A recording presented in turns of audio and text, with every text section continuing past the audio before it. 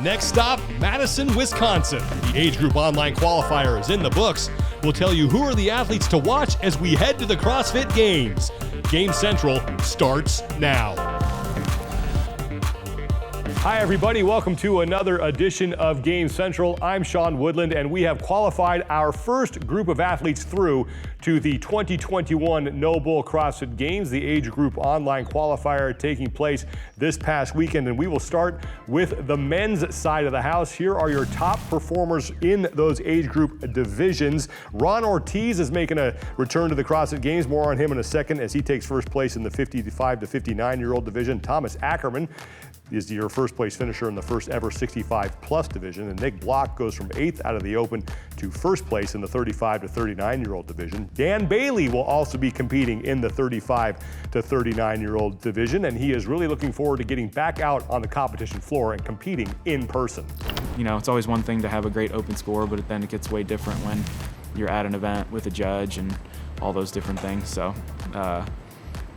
glad to be where I'm at, and we'll see what happens today at I think it's 3 or 4 o'clock. Dan Bailey hasn't competed at the CrossFit Games since 2015. The 4 times that he did compete as an individual, he was able to finish inside the top 10. His best finish was 4th in 2015, just 1 spot off the podium. Bailey's best finish in the online qualifier was 5th in event 3, where he put up a time of 7 minutes and 3 seconds. Ron Ortiz, talked about him a second ago. He was also making a return to the CrossFit Games after a 2-year absence. This is his first year competing in the 55 to 59-year-old division. Ortiz is a 2-time Masters champion who last stood atop the podium in 2016, and coincidentally, that was also his first year competing in the 50 to 54-year-old division. Looking forward to watching Ron Ortiz, Dan Bailey, and the rest of the male Masters and teenagers competing at the 2021 No Bull CrossFit Games. Let's move over to the women's side of the house, where there are some familiar names who finished atop their respective divisions in the age group online qualifier. Alessandra Pichelli in the 35 to 39-year-old division, former individual competitor. Janet Black, she's been a fixture in the Masters competition, also competed as an individual. Sean Havard, for the first time, wins the 65 plus division. And Mal O'Brien takes first place in the 16 to 17-year-old division. And if O'Brien doesn't qualify as an individual to the games, well, she's heading to Madison to compete in the 16 to 17-year-old division. O'Brien dominated the age group online qualifier. She won 4 of the 5 events and finished 3rd in event 4. If she competes as a teenager at the games, this will be her 3rd appearance in the teenage divisions. She competed twice in the 14 to 15-year-old division, and her best finish was 4th in 2018. In the 60 to 64-year-old division, Lynne Knapman will be making her 11th career appearance at the CrossFit Games. She is heading to Madison after finishing 4th overall in the age group online qualifier. She is 61 years old, 10 prior appearances at the games. She's had 7 top 5 finishes. She has yet to get to the top of the podium. She did finish 2nd in 2015, and she says her secret is simple. She just listens to her coach. I don't actually really know my one rep max. I probably did that maybe 8 years ago, okay. 190 maybe. Yeah. And so you just take his instruction, you just do what he says? Yeah, I just do exactly as I'm told. It's worked well for 11 years. That's cool. I'm obedient. Yeah. Lynne Knapman never finished lower than 13th in the online qualifier. Her best finished 3rd in event 3. And in that 4-rep max front squat, she hit 167 pounds. She is hoping to win her first career Masters title at the CrossFit Games. Let's go to the 45 to 49-year-old division, where Annie Sakamoto finished 2nd overall. She is heading back to the CrossFit Games. Annie, thank you so much for doing this. How are you feeling after what I assume was a very busy weekend for you? I feel good, Sean. Actually, I'll be honest, I felt pretty trashed Sunday evening, Mother's Day that was, but I feel great now. Overall, what did you think about your performance in the age group online qualifier? Overall, I'm pretty happy with my performance. That front squat was only 10 pounds off of my 1-rep max, and that's something that I haven't lifted in probably 4 or 5 years. So I was really happy with my front squat. As far as the scoreboard goes, it was probably one of my poorest results, but just as far as my own effort goes, I don't think I could have done much better. And then the other tests were great. I think they were valid tests. And I'm happy, and I'm really excited to be back in Madison. Along those lines, as you get ready to head to the CrossFit Games yet again, how does your training now change, if at all? You know, to be honest, a lot of that will be in the hands of my coach, Jason Leiden. I'm just one of those people where if it's on that piece of paper, you know, I'm going to do it until I cross it off my list.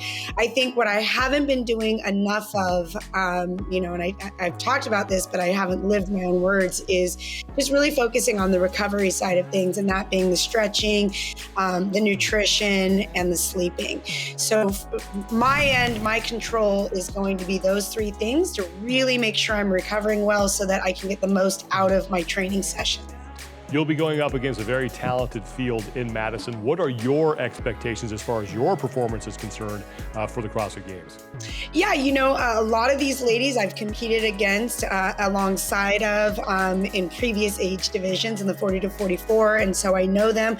I know that they are very legitimate and very competitive athletes. And so to be honest, Sean, I'm actually really excited to be back on the floor with all of these ladies. I expect it to be a really tough competition. You know, I don't think that finishing second in the qualifier means anything as far as where I'm going to end up at the games. I think, you know, depending on the tests that they put out for us, it's anybody's game, really. And that's why these events are so fun, is because when there's multiple tests across multiple days, I think it really is a fair test. And I think these ladies are going to give me a good run for my money. Well, Annie, we really appreciate you taking the time to do this. Get back to training, because we can't wait to see you compete at the CrossFit Games, and best of luck moving forward. Always great to have Annie Sakamoto on the show, and we wish her the best of luck at the 2021 Noble CrossFit Games. Age group online qualifiers, nothing new. We've done it in the past.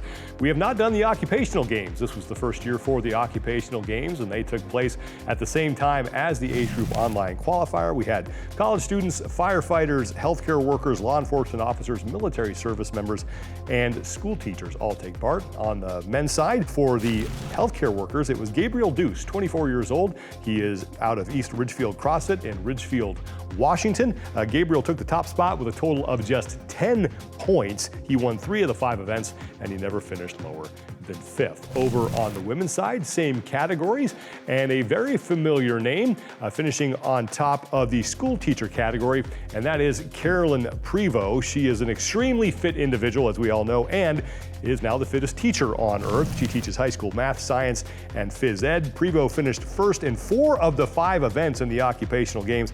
Her competition season is far from done, though. She will be competing in the Atlas Games for the right to head to the CrossFit Games in late July. And for Carolyne Prevost and the rest of the individuals who are moving on, the semifinals is the next step. And here are the number of athletes who will be moving on to the CrossFit Games from each semifinal by continent. In Africa, the top man, top woman, and top team, so 1 each moving on to the games.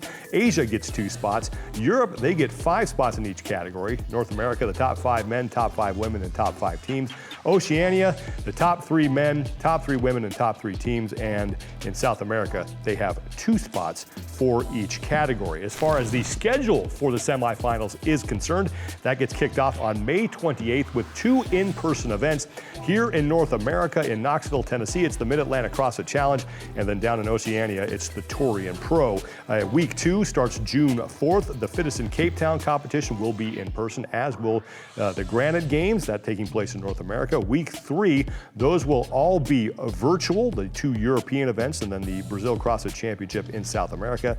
And then in week 4, we have 1 in-person event, the West Coast Classic, with 2 virtual events, the Asia CrossFit Invitational and the Atlas Games. The team seedings have just been announced for the semifinals, and we know who has been invited where. The top seeds by semifinal are as follows. At the Atlas Games, it's CrossFit Resurrection in front of Pro in Montreal at 1855. The Granite Games, I love it, and they are the top seeded team there. The Mid-Atlantic CrossFit Championship, that will be an in-person competition, and of course it is CrossFit Mayhem Freedom. The West Coast Classic, Invictus, their former affiliate cup champions. In Europe, at the German Throwdown from the Port, they are number 1, and the CrossFit Lowlands Throwdown is CrossFit Zuriola Training Culture. Speaking though of CrossFit Mayhem Freedom, they will be the overwhelming favorite to win the team competition at the Mid-Atlantic CrossFit Challenge. They finished first in 3 of the 5 tests in North America during the quarterfinals. Those 3 wins were also the top scores in the world.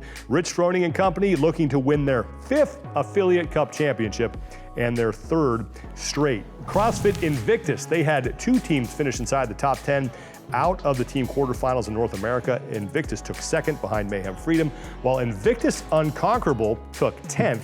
And Invictus won the Affiliate Cup Championship back in 2014. That was actually the last year that Rich Froning was competing as an individual. If you would like to attend one of those semifinal events in person, tickets are on sale now. You can go to games.crossfit.com for more information, and we will have even more on that for you as we break down each individual semifinal event. And speaking of tickets, tickets for the CrossFit Games also on sale now.